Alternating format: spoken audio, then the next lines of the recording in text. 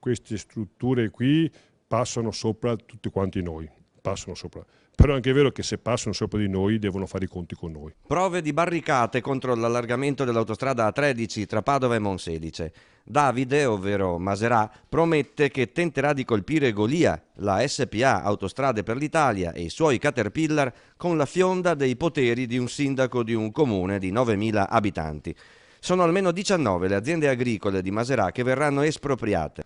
Non dimentichiamo che si tratta di agricoltori che per decine, per centinaia di anni hanno coltivato quel terreno ed è un'espropriazione di quello che è non solo un pezzo di terra, ma qualcosa che è proprio dei propri genitori, dei propri nonni. Spero si valuti anche questo tipo di esproprio, dice il sindaco veterinario. Par di capire che Maserà chiederà ad Autostrade per l'Italia un indennizzo superiore a quello previsto dalla legge.